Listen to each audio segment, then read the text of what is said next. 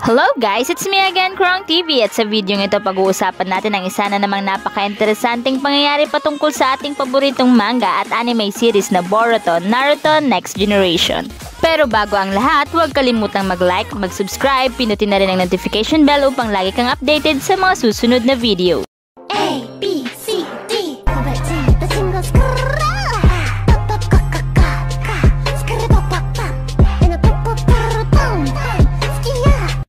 Sa video ito pag-uusapan natin kung bakit nga ba sinasabing takot itong si Kakashi kay Orochimaru samantalang gusto nga niyang kalabanin itong si Itachi Uchiha. Kilala naman natin itong si Kakashi, sa tindigan pa lamang ay makikita na natin na parang wala nga siyang kinakatakutan na kahit sino. Kahit nasabihin na natin na ayaw niya ng maraming responsibilities, napaka-effective naman lahat ng kanyang mga ipinapayo, so ibig sabihin lamang nito ay talagang pinag-iisipan niya ang kanyang bawat hakbang na ginagawa. Nakilala din si Kakashi sa tawag na Kakashi of the Sharingan. Siya rin ay isa sa pinaka-talented nga na ninja ng Konoha at maging ng Shinobi World, kung saan siya ay nagpakita ng advanced skill and talent sa napakamura niyang edad na maaring ito ay namana niya sa kanyang ama na kinilala din bilang Konoha's White Fang. Dahil nga sa mga ipinakita nga niyang nakakamangha, mabilis ngang tumaas ang kanyang ninja ranks at siya rin ay naging isang Hokage ng Konoha. Pero ito based na nga rin sa sinabi niya, sa kanya na mismo nanggaling na siya ay meron lamang average chakra reserves, kung saan ay nagagamit lamang niya ang lightning cutter 4 or yung kamui 3 times sa kada araw. Pero ito, syempre hindi natin pwedeng kalimutan ang taglay nga niya na Sharingan, kung saan kahit hindi siya miyembro ng Uchiha clan or hindi siya blooded Uchiha ay nagkaroon nga siya ng ganitong dojutsu. Alam nyo naman na siguro kung papaano nga nangyari ito. At bukod dyan, magaling din siya pagdating sa paggamit ng ganitong dojutsu, kung saan tinatayang ang nakopya nga niyang mga teknik ay libong teknik na. Dahil dito si Kakashi ay tinagurian ngang Copy Ninja Kakashi. Kakaiba rin ang taglay na talino at galing nitong si Kakashi, dahil usually sa pakikipaglaban niya mapapansin natin dito na halos nagre-rely nga siya sa body replacement technique at sa clone technique. So dahil dito ay hindi siya napapahamak, at the same time ay napapag-aralan pa nga niya ang mga galaw at kakayahan ng nakakalaban niya nang walang nangyayari sa kanyang masama. Diba, double purpose? At once na nalaman niya na ang strategy or yung kahinaan ng kalaban, dito na siya gagawa ng plano o kung ano ang kanyang susunod na hakbang sa kung paano ito tatalunin at matake advantage nito ang kahinaan ng kanyang kalaban. At kung mapapansin na, ang mga naiisip ni Kakashi na plano ay talagang safe na safe at win-win pa. Yung mga plano nga niyang naiisip ay usually ay nagiging successful, at the same time hindi pa napapahamak ang kanyang mga kasama at syempre maging siya. So ito na nga, hindi ko na nga gaano ipapaliwanag kung gaano nga ba talaga kalakas itong si Kakashi, kasi for sure alam nyo naman na yun. Pero ito nga,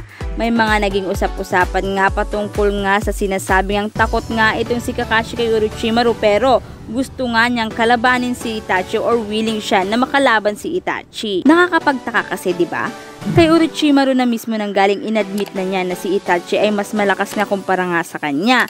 Meaning parang ang mas dapat katakutan nga nitong si Kakashi ay si Itachi, wag si Orochimaru. Kasi diba, katulad nga ng sinabi ni Orochimaru, mas malakas si Itachi kaysa sa kanya, kung saan siya pa ang naging dahilan kung bakit nga siya umalis sa Akatsuki.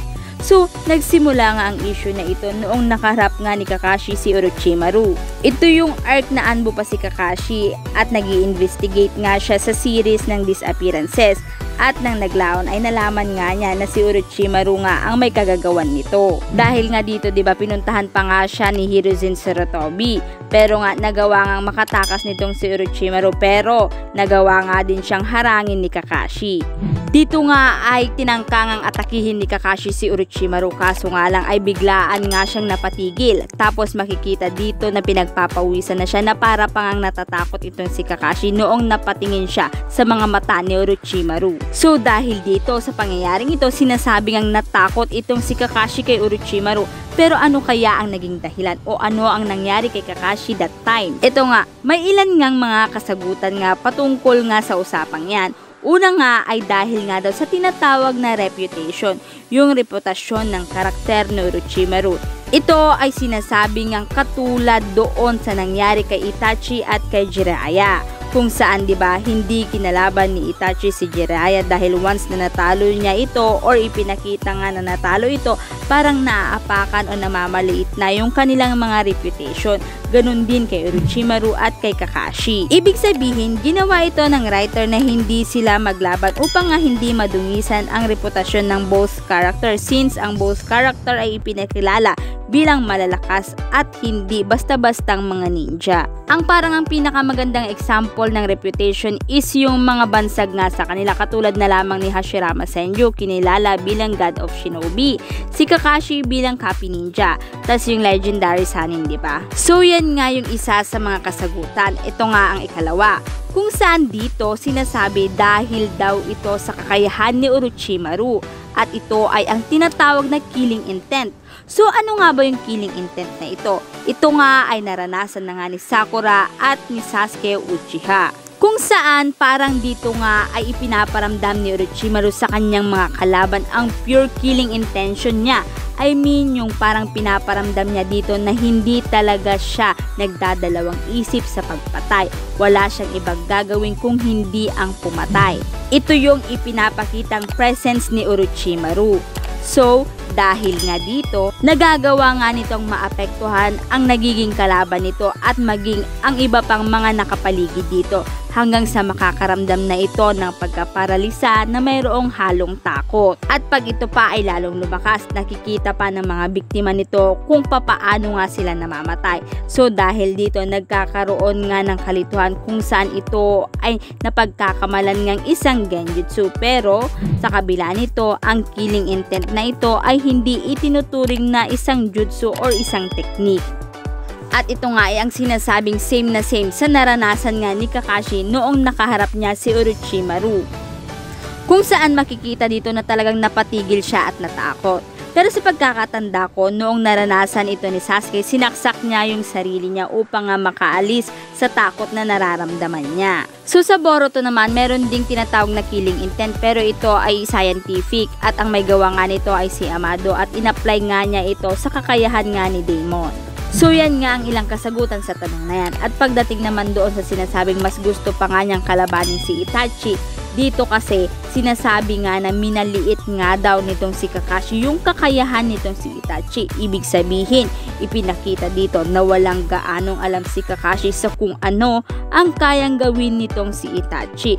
Dagdag pa dyan, sinasabi rin dito na walang gaanong alam itong si Kakashi pagdating sa Mangekyo Sharingan.